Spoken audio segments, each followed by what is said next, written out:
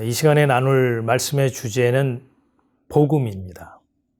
우리 교회 교인들 가운데는 없겠지만은 인터넷이나 유튜브 영상을 접하는 분들 가운데는 이 오늘 설교를 듣고 몹시 불쾌할 수 있다는 거예요. 불쾌하다 못해가지고 화가 나서 항의 전화가 올지도 모르겠어요. 왜냐하면은 그동안 우리가 알고 있던 복음, 내가 믿어왔다라고 하는 그 신앙 자체를 오늘 이 설교 말씀을 통해서 전면 부정당하는 소리로 다가올 수 있기 때문이에요. 복음이 뭡니까? 이렇게 질문을 던지게 되면 교회에 30년, 40년 다니고 집사다, 권사다, 장로다 라고 하는 그 직분을 갖고 있음에도요, 대답하는데 어려움을 느끼게 되죠. 우리가 말로는 복음 말을 많이 했고, 또 복음을 믿는다고 말도 하고, 심지어 나는 복음을 전하는 자야 라고 하는데도 그 사람의 입에서 정작 복음이 나오는 게 아니고 복음과 다른 복음을 복음이라고 설명하고 말하는 경우가 굉장히 많아요. 이건 교인들의 신앙 수준을 제가 얕잡아 보거나 혹은 교회에 그렇게 오랫동안 다니면서도 복음이 뭔지 모르냐 이렇게 핀잔을 하는 게 아니라 이 시간을 통해서 말씀에 근거한 복음이 뭔지 재정립해야 한다는 겁니다. 자, 대부분의 교인들이 알고 있는 기쁜 소식, 복된 소식, 복음이라고 하는 것에 대해서 어떻게들 이해하고 있습니까? 기쁜 소식, 희소식, 여러분들에게는 어떤 것이 복음입니까?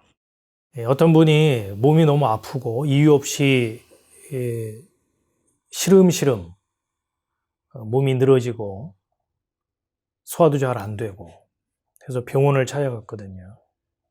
병원에서 담당 의사가 고개를 갸웃하면서 정밀검사를 받아봐야 되겠습니다. 이 환자 입장에서는, 그러니까 진료를 받으러 간 사람 입장에서는 마음이 덜컥 내려앉겠죠. 무슨 또 암이나 걸린 거 아닌가, 무슨 중병에 걸렸나. 의사가 정밀검사를 받아보자라고 하니까 정밀검사를 받았어요. 결과가 나오기 전까지 이 사람은 밤잠도 자지 못하고 유튜브를 계속 검색하면서 내 증상을 보니까 이 유튜버의 말에 의하면 내가 시한부 인생인가 보다. 근데 정밀검사 결과가 나오는 날 병원을 찾아왔죠. 의사 선생님이 이분의 눈을 많이 쳐다보면서 그동안 걱정 많이 하셨죠? 검사 결과를 한번 보십시오. 그리고 모니터를 돌려서 보는데 스트레스를 좀 많이 받아서 그렇지 사지 멀쩡하십니다. 내장도 건강하십니다. 혈압, 맥박 다 정상이고요. 오늘부터 푹 주무시고 식사 잘 하시면 아무 문제 없을 겁니다. 라고 하는 그 의사 선생님의 소리가 기쁜 소식이지 않겠습니까? 희소식이죠. 복음입니다. 어떤 분이 어떤 집을 봤는데 너무너무 아름답고 좋은, 자기가 정말 평생 한번 살아봤으면 좋겠다라는 그 집을 본 거예요. 집의 위치, 그 동네, 또 그 주변의 환경들, 그 집의 구조를 보니까 야, 정말 내가 이 집에서 산다면 너무너무 행복하겠다. 행복 2배, 갑절의 행복을 느끼겠구나. 그래서 그 집을 구입을 하려고 했는데 자꾸 꼬이는 거예요.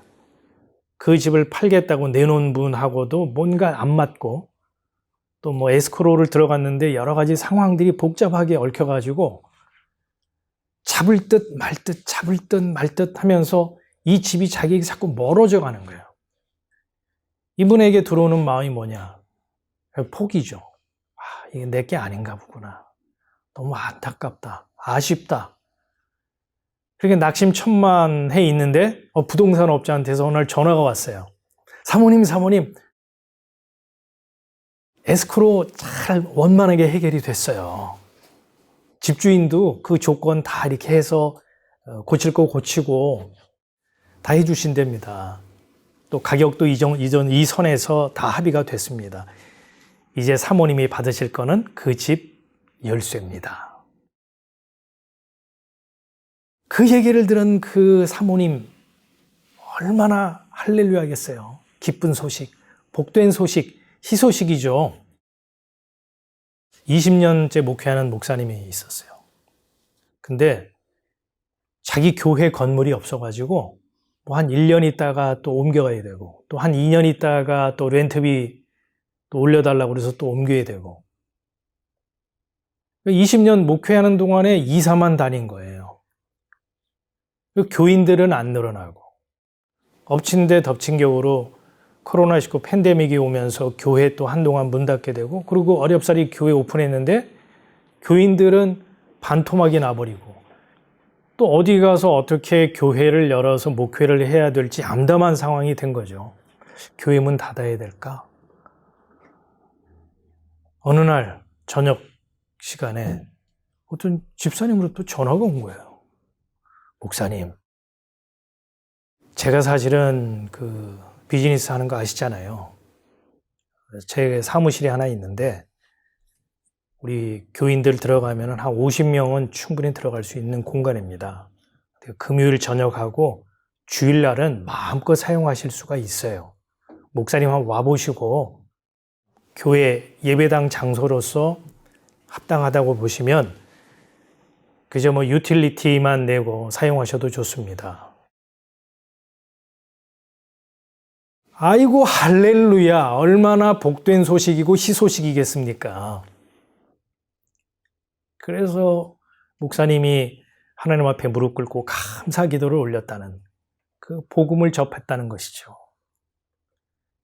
우리의 현실적인 그런 염려와 걱정이 극적으로 반전이 왔을 때 우리는 기쁜 소식이다, 복된 소식이다, 복음이다 이렇게 이해하고 또 그렇게 말들을 많이 하잖아요. 그것도 기쁜 소식이긴 하죠. 근데 성경이 말하는 복음은 아니라는 겁니다. 그래서 복음에 대해서 우리가 성경적 이해를 갖고 새롭게 정립해야 된다라고 말씀을 드린 거예요. 성경은 복음을 어떻게 설명하고 있느냐? 복음이란 무엇일까? 성경은 복음에 대해서 명확하게 얘기를 하고 있죠. 두 군데를 한번 보자는 거예요. 하나님의 아들 예수 그리스도 복음의 시작이라.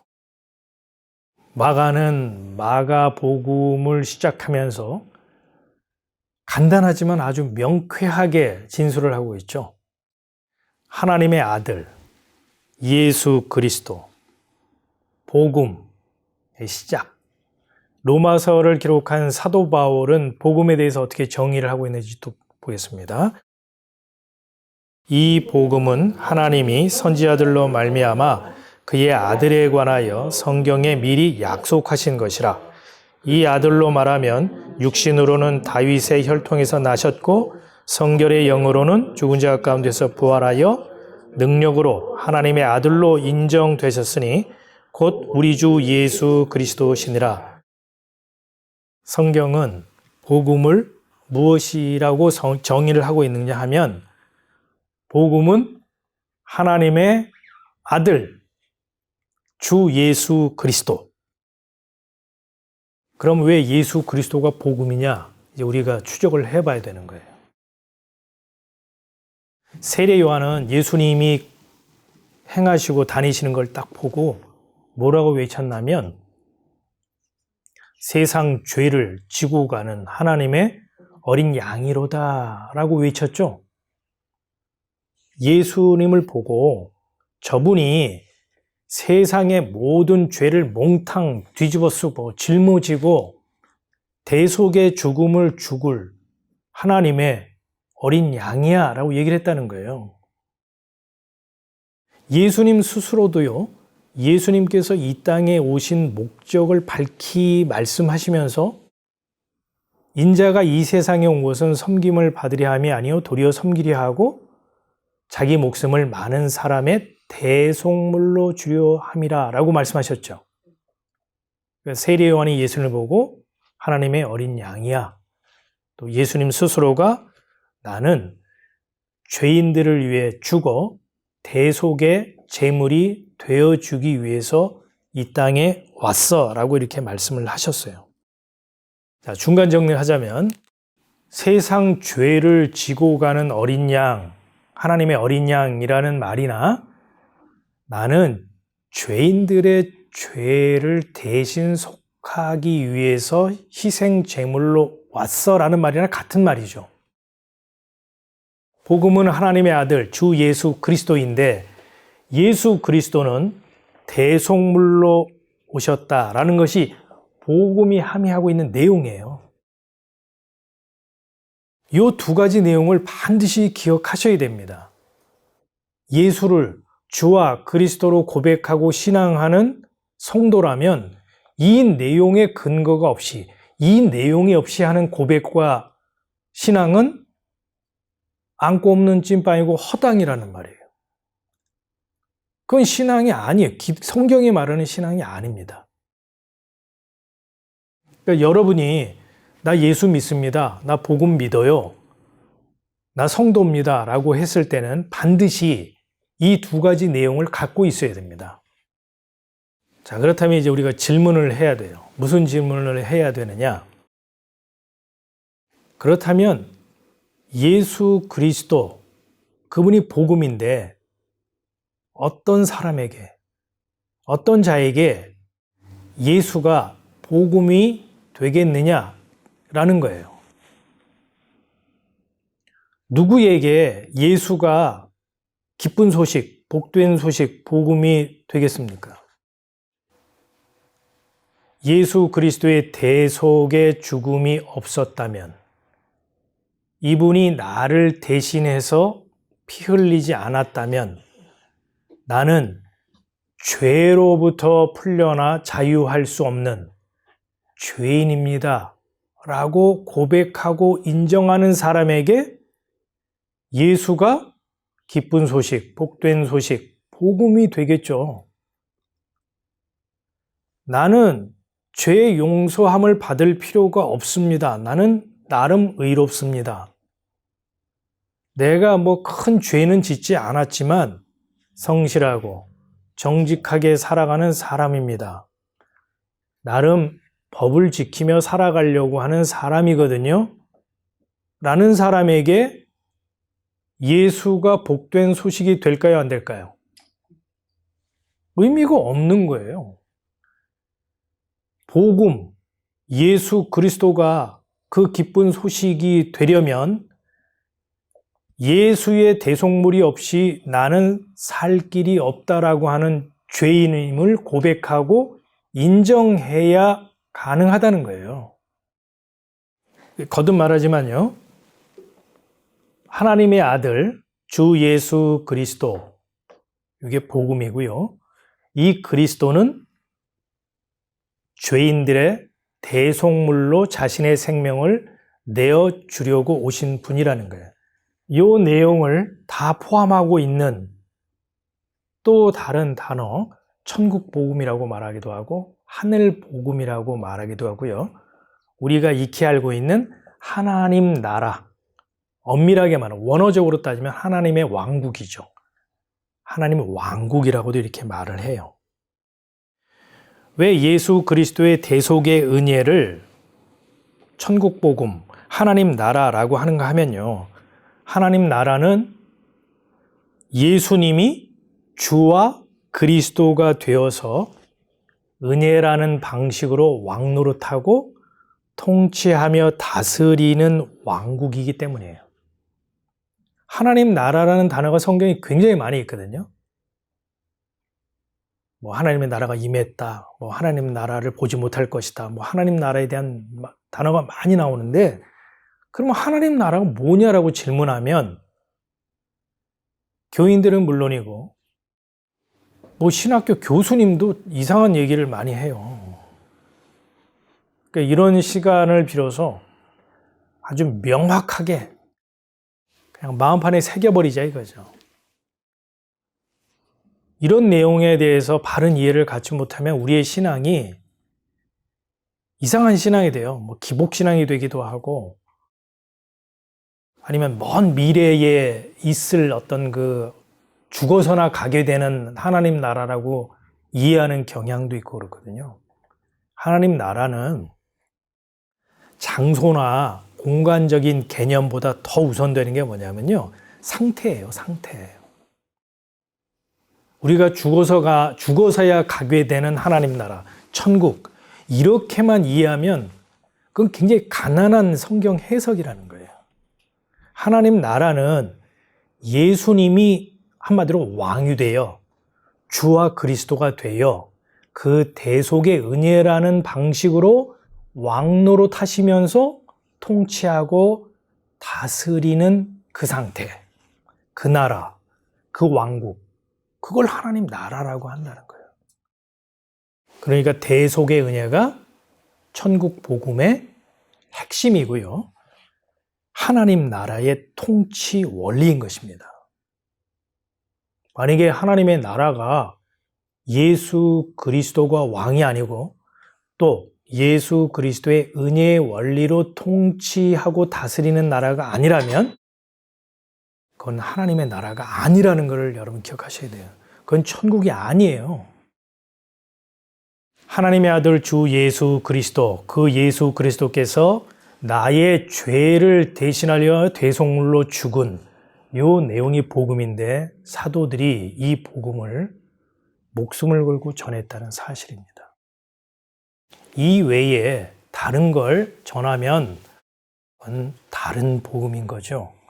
다른 복음을 전하면 천사라도 저주받는다라고 사도 바울이 갈라디아서에서 얘기를 했죠. 근데 이제 문제가 있죠. 무슨 문제가 있느냐?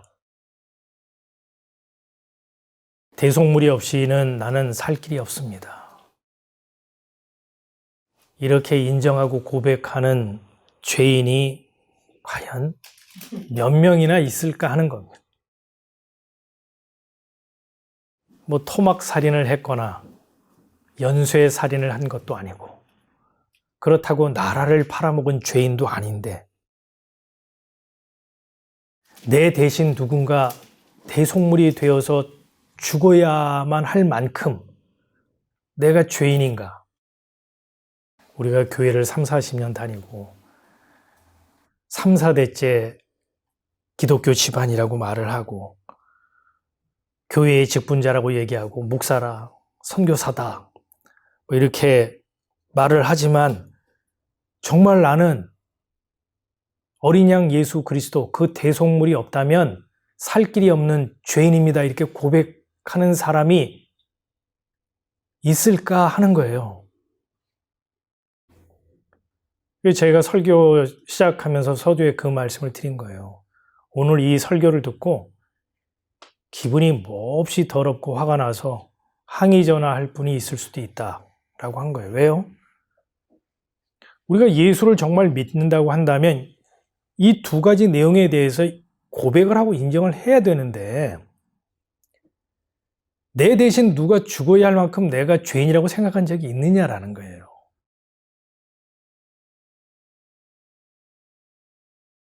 우리 신앙은요, 속된 말로 다 구랍니다.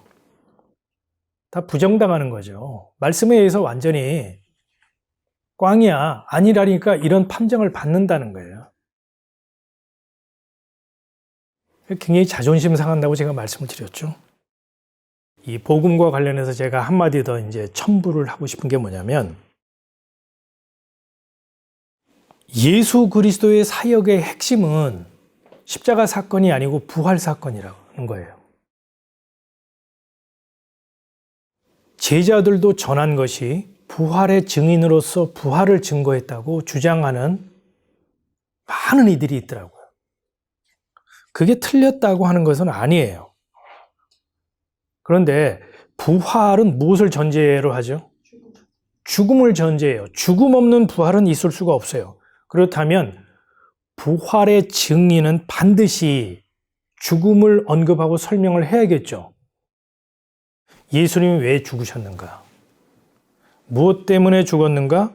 그 십자가 사건의 의미는 무엇인가? 예수께서 부활했다면 그 부활은 무엇으로부터의 부활인가?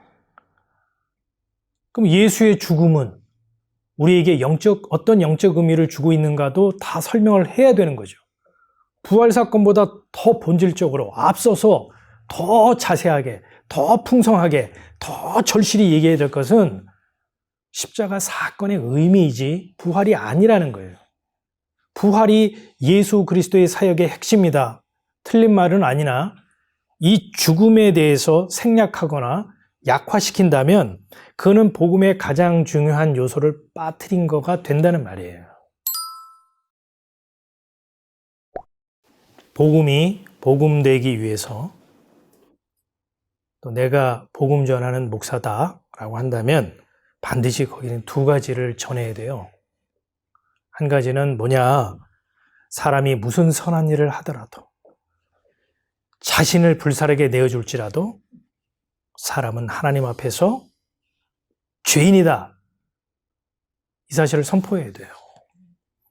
두 번째, 하나님께서 그 죄인을 대신해서 아들 예수 그리스도를 어린 양으로 대속물로 내어주셨고 아들 예수는 아버지의 뜻대로 6월절에 골고다 십자가에서 물과 피를 다 쏟아 죄인들의 죄값을 청산하시고 지불하심으로 대속하셨습니다. 라는 내용을 반드시 전해야 됩니다.